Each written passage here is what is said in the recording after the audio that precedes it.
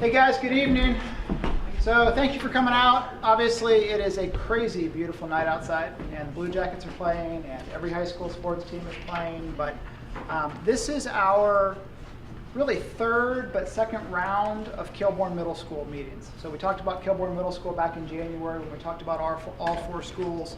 Our goal at that point was to take community feedback, work with the staff some more, and then come back for a second round of meetings and just kind of show you where we are and then get your feedback on where we are.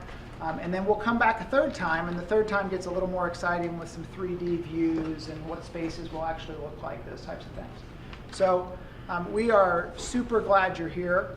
I want to take a quick minute as we start and just point out Mr. Greg Garris. Greg is here in the middle. Greg, you want to just wave? Greg is our new principal starting next year at Kilbourne Middle School. And don't tell anybody, but he actually went to Worthingway, right? So, but he has all Cardinals, right? And so Greg is at Thomas Worthington High School right now as an assistant principal, coming to Kilbourne Middle School. His family is in Worthington. He lives in the Brookside attendance area. His wife's a teacher at Worthington Hills. We're super excited to have Greg here at Kilbourne, so it's nice to have him here this evening. So with that, I'm going to turn it over to Tony Shore from Shore & Associates. Tony's our architect, and Mike Dingledine from Community Design Alliance.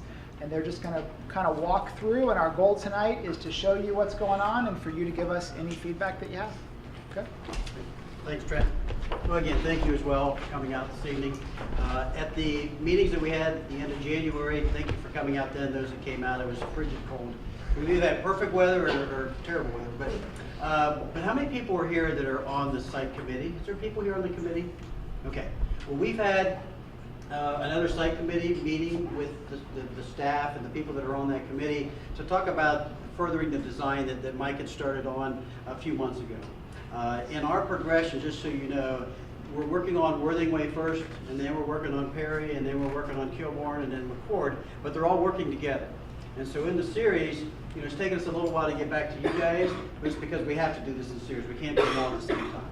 So we're here, and Mike, you want to flip up that first slide. So we went through the programming phase, and for those of you that were here before, what that was is a bunch of numbers. Mike worked through the site design committee here, talked about needs, square footage, what do we need to do as far as space, how many, and sizes. And so Mike not only did that for additional square footage, but looked overall at the whole building, because we're kind of looking at it holistically to figure out what additions need to happen here to accommodate the students. So again, we had finished that phase, and so what we're currently in is schematic design, and that's where which you'll see here on the screen, is taking the concept that we had in the early stage and really making it a floor plan. And Mike will show you a little bit of a site plan as we talk about the park and some of the potentials of parent and student drop off, and we don't know where we're going yet with that, but Mike will talk a little bit about that. So we're in this schematic design stage. Mike will present the plans, and the other thing I want to mention too is at the back table, hopefully you guys picked up a sheet. If you want to ask questions, please do today. That's one of the reasons why we're here. If you think of something later or you want to just write it down and you don't want to mention it, please do that as well. We're taking all that information. We're sharing it with our steering committee, which is the superintendent, treasurer, assistant superintendent, and everybody. And we're putting it up eventually. If I get them to the right person, they'll get up online as well for what comments we're getting from the community, because we want people to hear what everybody's saying. And so we appreciate all the comments. We're doing what we can. I think everybody knows these events there's a big wish list, but we've only got so much money and we can only do what we can do. And so we're trying to do this very holistically and looking at middle schools here in the district. So I think everybody that's been involved with the program, they know we're doing major additions, renovations at Perry, major additions, or Perry Phoenix, don't forget that, and major additions and renovations at Worthingway. At McCord and here, we're looking to accommodate the number of students that are coming to these two facilities, but we are not holistically doing renovations like at the other two schools. So McCord and Kilbourne are getting additional square footage. We're reconfiguring, and Mike will show you a few spaces here just to make things work as we reconfigure the building a little bit as far as where the additions go and everything.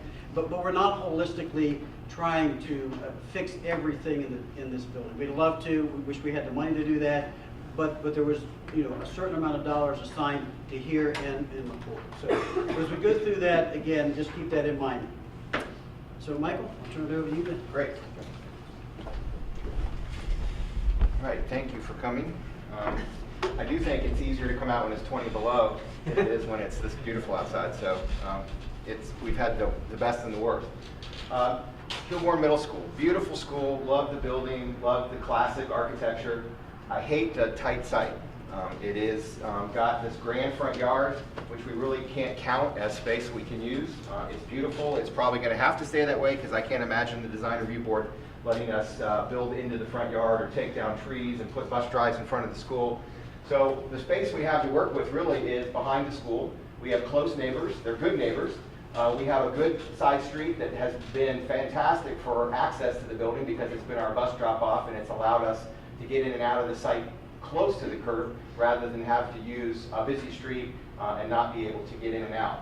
My first visit to the building, of course, was parking back here, coming to door 10, and it says visitors entrance is door 5. Well, I don't know if door 5 is this way or this way.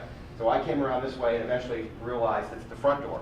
That's where the offices are today. That's a challenge. We want to obviously change the school so that it has a secure entrance, and that means any visitor to the school is coming in directly to a secure vestibule into the office. They're not coming into the main hallway and then taking an immediate left into the office or wandering even further than that. Another asset that we have, and thank goodness because we need green space and we need some parking expansion, is Hartford Park as part of the school property. And so it is a huge asset that allows us to do what we're going to do here because what we're doing here is what I would say, and we're doing it at all 4 schools, is we're really maxing their realistic capacity. McCord was the one school where we thought we had future potential for growth, and we might take that on now because we're seeing more enrollment, we're seeing more stuff happening. But I'm here to say, as the architect, we're going to take all 4 middle school sites and we're going to make them practically built out. It doesn't matter if it's site constraints or physical building constraints or safety constraints. We're going to have about 3,000 middle school spaces when we're done with all this project, and they are going to be spread out. It's pretty much dictated by site constraints at all 4 schools, and this is no different. These are unique site constraints, but it's about the same. So the first thing we did is we broke down the existing school. We looked at, where's art, where's music? You have this beautiful auditorium. The good thing, it doesn't count against you in terms of square footage in the Ohio Facilities Commission because they don't co-fund auditoriums. They let you have them, but they're on your own. So we documented every square inch. We looked at how the gym size compares to a 600 student middle school in the state standards, and it's almost dead on. We looked at the media center, which was a very creative adaptation of the courtyard in the school. It's right on. We looked at classroom count. It was short given the direction we were headed with 6th graders, and we want to get this building up to 600 students. And so we knew classroom count was one of our issues. We knew a secure entry was one of our issues. And our other issue is this cafeteria is too small for the current building. It's way too small for the renovated building. About 50%, maybe even 60% too small. And so those were our challenges. And obviously, it was all being overlaid by a difficult site and the idea that the only place to grow parking most likely was going to be remotely in Hartford Park. So those were our challenges. That's where we started. We have since gotten a complete survey of the building, so we have exact dimensions of where sidewalks, where trees, where storm water goes, the elevation and the gradient of the park. We have all that information now, and so we're taking that into account in terms of our ideas and our thoughts. This is the one place on this whole site. The site actually is very tight. It comes down along this edge, and then it jumps out, creates this front yard, and then it crosses the street and creates the boundary of Hartford Park. The only place there isn't unassailable trees and sidewalks and front lawn or very valuable parking because it's all we have is this space right outside these windows right here. And so because we were looking for solving a couple of really important problems, cafeteria space, secure entry, and more classrooms. This was the place we believe that makes the most sense to max out this building's footprint. If we were to push out this way, which we physically can in terms of bricks and mortar, we would be taking away parking spaces, taking away drop-off space, taking away valuable assets, changing storm lines, doing things that get complicated.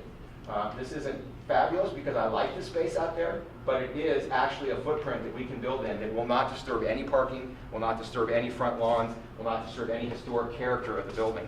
And we will match that historic character with a little bit of the addition that we can do. This is the view. You can see it. We're coming out, not quite to this yellow line, but probably to the back of this planter would be an addition that would come out. It would bring this door all the way out to the bottom of the steps here, and we would end up having an addition to the cafeteria and a new secure office entry. This would become the visitor front door of the building. The front door will stay the front door on 161, but it won't be traffic for visitors because it isn't a secure entrance and it isn't a reachable entrance from any reasonable visitor's parking space. In fact, visitors park here now, and they do literally have to walk all the way around the building to enter. So this will become our front door from a visitor standpoint. It'll feel good because it's close to Hartford. It'll feel good because it's close to visitor parking. And it will be a very secure and yet a good place to come into the building because we already have a large public space here with the cafeteria. We already have the big 12-foot hallway emanating from this point into the building.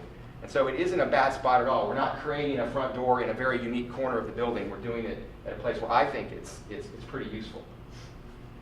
So then as we look at our site and we look at this fill, this is now currently, the blister off Hartford is where we stack buses. We may still have to do that, but my hope is we can come up with a secondary bus solution so this can become all the drop-off, pick-off, visitor parking for parents.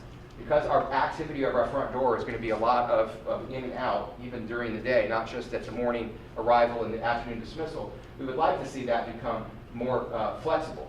But if we can't solve our bus problem, I don't know that we can take away that valuable space that has to be used for buses.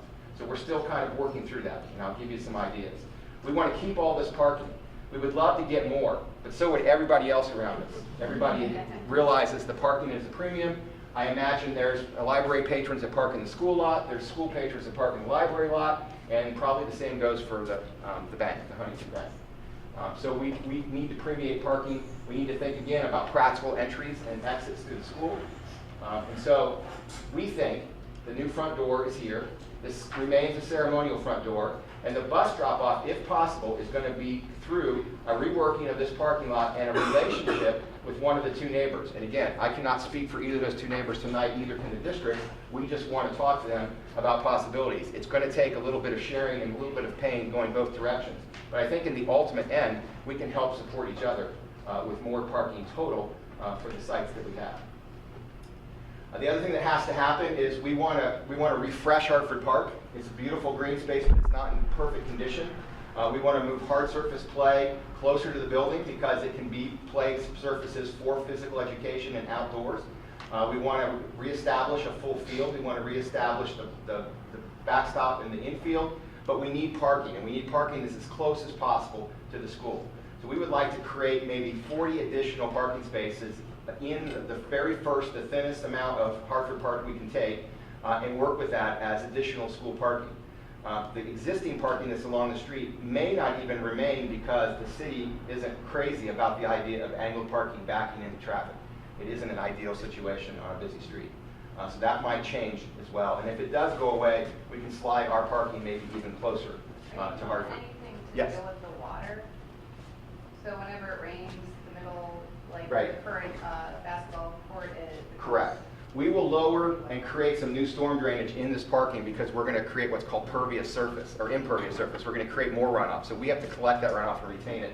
That will give us the opportunity to maybe create a little bit of drainage and pull off some of that water because there is a low spot here. You can see it with these yellow lines. It ponds probably right about there because it's low. Yeah.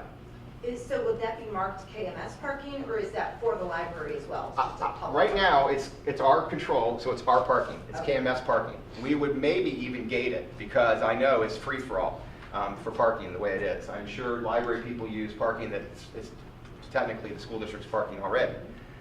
And we know that everybody needs it, and we know that nobody is doing it surreptitiously. Everybody's sort of fighting for parking. When I came the other day, I was lucky to have a person leave here and get that parking lot because every single space in this parking lot was full. And that was in the middle of the day. In fairness, we use the library's parking. I know. We all share. That's what I'm saying. We all try to make it work, but we all share. And that's the best ideal possible is if we do all share, although we can't share to the point where it becomes unworkable. And if we do become bus driven in terms of our parking lot, we're going to block cars in. That's twice a day. If anybody but staff is those people, we're in trouble because they couldn't leave the library if their car was parked in by a parked bus. So we do have to be careful how we think of that. But this ostensibly would be staff parking for staff for just Kilbourne Middle School. And of course, off school times, it would be parking for people who want to use the park. It would be fine. So here's bus option A. And again, my first idea was just come through the parking lot onto our parking, and the idea that buses could stack in front of cars that were people using the bank would be impossible. It would be impossible to have a bank patron say, oh, sorry, your car's parked in by a bus. We'll be out of here in the next 15 or 20 minutes. Not workable. So again, there's going to be a lot of, again, consternation and understanding of how we might do this, whether it's through sharing or through renting or through purchasing property. I don't know, and I can't speak for either party in that regard. But the idea that we have a dedicated bus stop, we have a permanent curb that would keep all the traffic on the bank site moving all the time. We would loop, the bank would give us, sell us, lease us, lose us, these spaces, and we would be able to queue buses to this back door and allow 8, 9 buses to queue up and serve out that door while parents would be picking up and dropping off in the front. That's A. It would require a tremendous amount of cooperation and understanding from the Huntington Bank property owners, and that's, again, totally up to them in the school district if and how that gets worked out. So I like the idea that buses would have a pretty straight shot. They would come in, stop, and there would be 2 buses at an angle and 2 buses straight again, but that we would be able to get on buses from back doors and do that very safely. No traffic between the bus and the back of the building. Again, there would be some cars that were parked in, but they would be staff cars. We would make sure of that. So this would be the idea for option A. I like it because buses can get up and down High Street fairly easy. This turn doesn't get too bad because the light does hold traffic up coming north for a period every minute and a half. And so that's one option. Maybe a simpler option, because it takes less parking spaces away from either side, is to have a bus loop that comes through the library. It wouldn't stack anywhere on the library property. We take a couple spaces here to make a crossover, and the buses would loop through. Again, we'd have more cars parked in, we'd have a little bit tighter angles maneuvering, but the idea is we would be able to turn buses at those radiuses way better than we could if we had to try to make them turn around just that center parking by using our own radius. We could try that, but I'm telling you it's going to be hard. And this would be better if we can make it work. But again, there's a lot of discussions and a lot of cooperation between the neighboring property owners to make that work. But it's an idea. So then to the building. It seems like we solved the site problem, the building problem's easy. Well, we know where the building addition is going, so the question is, how do we address our shortages with the addition, and how do we adjust other places in the building once we address our shortages? By moving the new front door here, we have a very secure entry. We have a vestibule that's locked. Once school starts, this back vestibule locks electronically, and all visitors come directly into the office. We like that. You can also see those visitors coming because of all the windows on the side of the office and the glass that will be ballistic glass that comes in through the vestibule.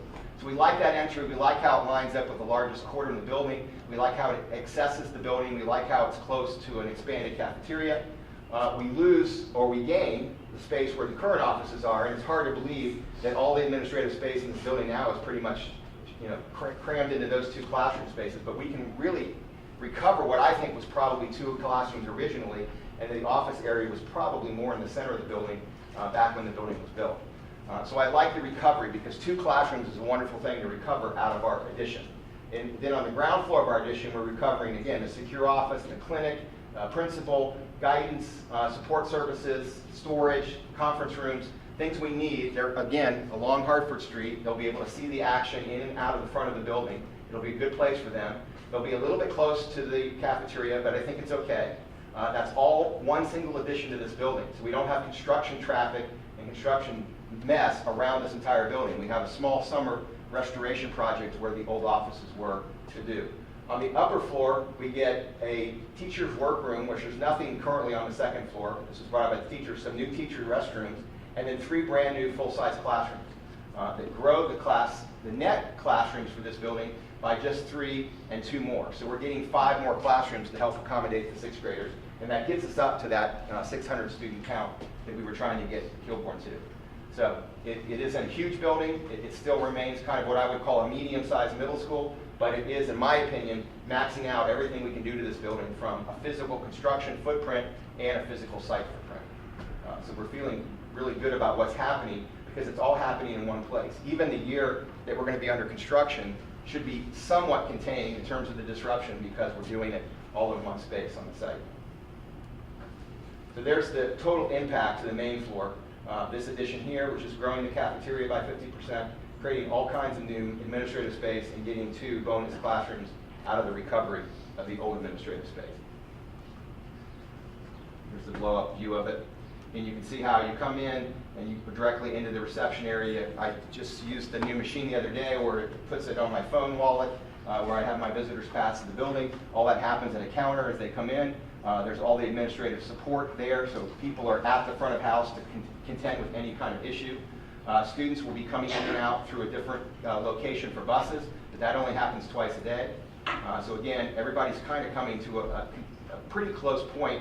And if you want to hold kids in the morning in this cafeteria, they're coming in pretty close to that location to do that.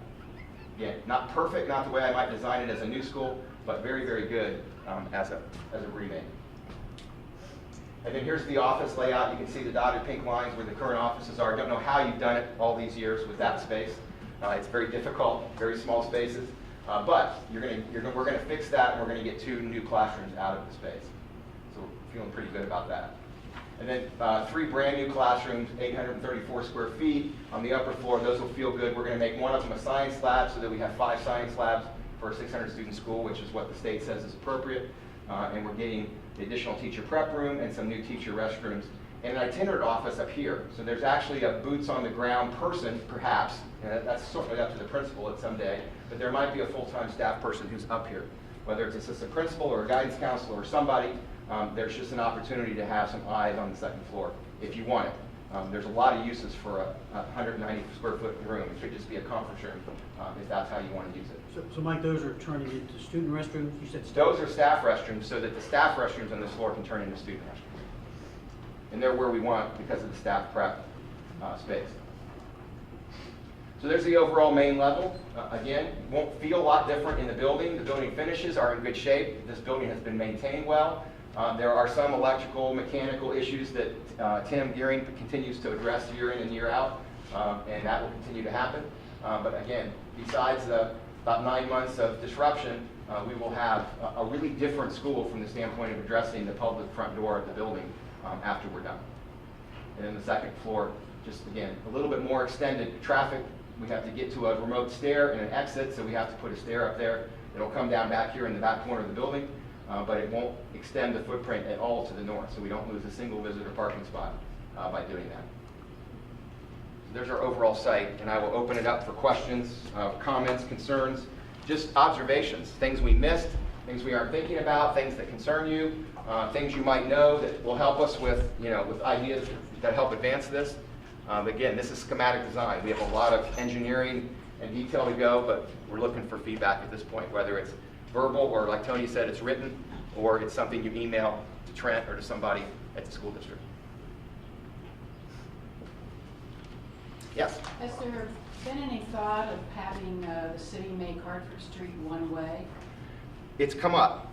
I'm not sure how I feel about it. I like one-way streets and that they tend to help us with width and passing, but because we already have this pretty wide blister, I think it could remain 2-way, and that might be a good thing for the district, that it does remain 2-way. I don't know how buses do get onto High Street and get onto 161 and how they disperse in terms of where buses from this school go. That I don't know. But it's a question that ought to probably be a discussion, if anybody else from the district knows more about that. I have heard that discussed. I have no idea whether it makes sense to the city. Yes? The new cafeteria, are you gonna have like glass on the end? Yeah, the whole north wall will be large glass. So let me go back to the bigger plan. So 10-foot wide windows, 3 of them, that'll stretch across the whole width of that. And it's north light, which will be good, so we can make big windows. We need offices to this side, so those offices will have windows that are out to the east. But where we want the light actually is where we can get it from the north side.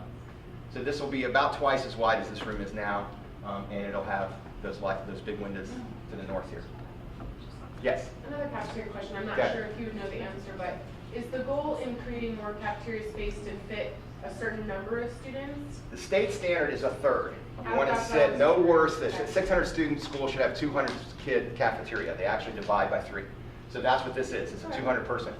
You've got way more than, you've probably almost got that now. So you could squeeze more of that. You could even squeeze it into 2 sit-down sessions if it helped your scheduling. But the ideal scenario is it's 15 square feet per person for 200 kids at a time. So 3 sessions is the expected number. Yes.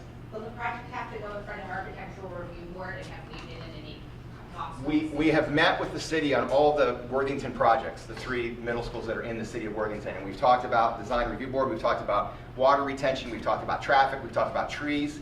If we take down a tree, we have to put a tree back. All those things have to happen. So yes, we're working with the city to try to be proactive with all those things. And yes, this will have to go to architectural review board because it is a historic building and a historic district. Again, we will be very careful with the architectural treatment of this. It'll be fairly minor because it is a side elevation from the building's history, because we won't touch or disturb or harm the main front elevation at all. But we will create a new classic red brick elevation that faces Hartford. Great question and really important idea to get that done. So I see you've had capacity of 600. All the numbers I've been seeing are 580. Was 580 a program capacity or physical? 580 may be your day one population enrollment projection, but we've built to 600 just because we've maxed ourselves out. So there may be 15 spaces available on day one, and I'm guessing, I'm not speaking for the district, but 600 is what the building will hold. 66% capacity, I think it was, or around 65% fill here? I think we'll be higher than that on day one. Might be, but I just know the Right. number I saw was 580. I didn't know Yeah. 600, So- 580. What the So difference we went to 600 because we counted classrooms and we counted square footage and we used the state standards programming, and it came out to exactly the square footage of this building plus its addition. We don't have to count ourselves against the auditorium. That's kind of free space. What's the current number? I don't know. I don't have Jim in the room. Anybody know who works here? I want to say it's around 480, between 480 and 490. I thought it was close to 500, but not quite 500. Yeah. I think just under that. So Mike's been talking about the OSDM, the Ohio Design Manual, and the state. I don't know how much you've been to the other meetings, but again, the district is deciding whether they're going to stay in a program with the state of Ohio, which will allow for 15% potentially from the state if they fund it down the road. So it's called the Classroom Facility Assistance Program with the Ohio Facility Construction Commission.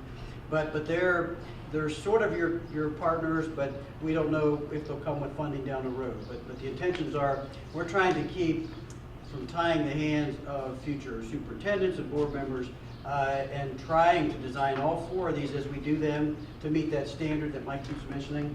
So that when he mentioned about the 3/3 rule, so we are diligently trying to make sure that we are providing facilities that down the road will get accepted and will get potentially the 15%. Full credit. Yeah, full credit and get that 15% 15% rebate. back from the state. So But the rebate isn't the most important thing. I think the most important thing is it's a great standard. And if we were going to build to a standard, we should build to a standard as well thought out and as thoroughly developed as the state of Ohio standard is. It is the most well-developed school standard in the country because of the School Facilities Commission.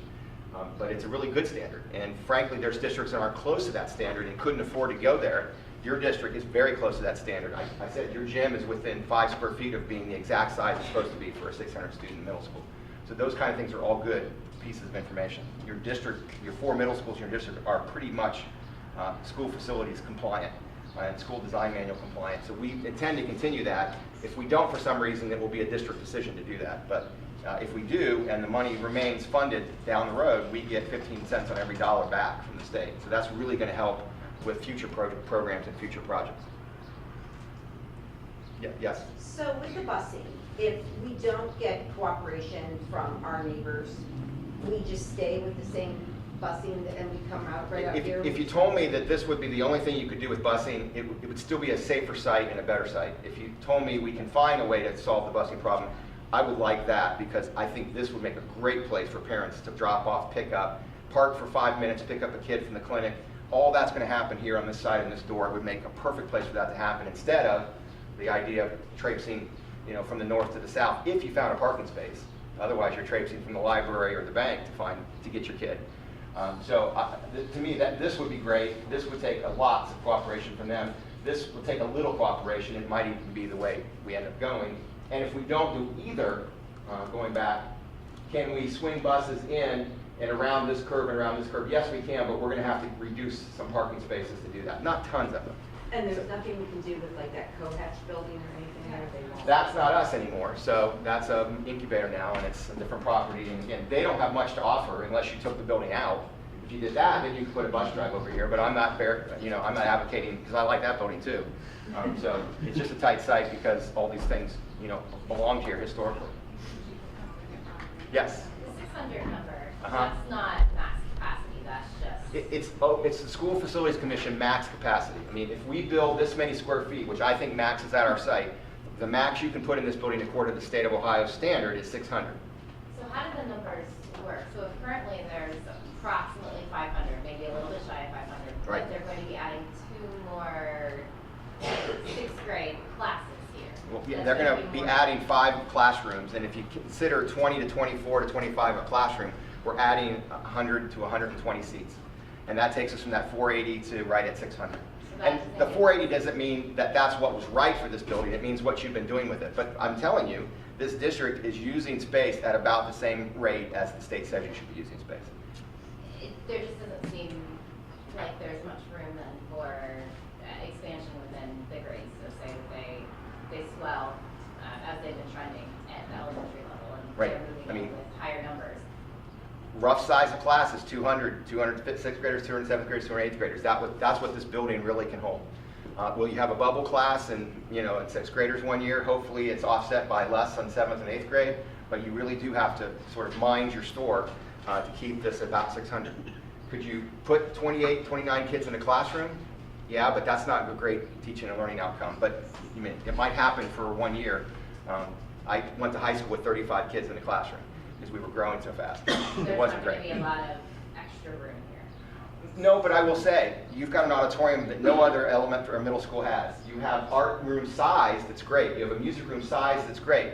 But a 600 student middle school gets 1 music room and 1 art room. You would love to have 2 and 2. And I know that you do orchestra on the stage so that you can have your music program share kids. Those are things that you do very creatively because you need to do them because it's important for you to do them. So you have space to do things. You could tell me you're going to take a classroom 1 period a day and teach vocal music in it, and then later in the day you're going to teach math in it. I don't know, but what I'm saying is you've got a very generic building.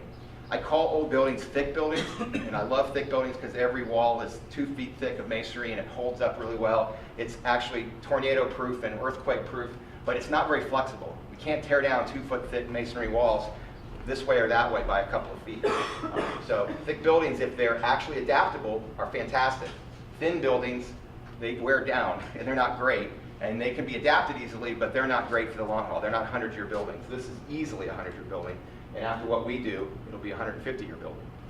So it's a great place, and it is a rather adaptable thing. I think the idea of putting the media center in the courtyard was pretty ingenious because it puts the media center where you want it in the building. What it does on a little bit of the negative side is it makes it kind of crowded in the inner circle of the building because now you've added more traffic and more square footage into what were these 2 side halls. I'm going to turn this off.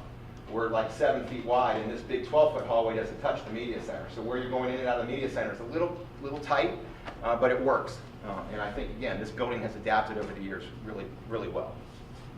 So I have a follow-up, maybe this is more for Trent, or I don't know if it would be answered now, but I was at the Perry Middle School meeting as well, and they have a significant, they have more music rooms and other.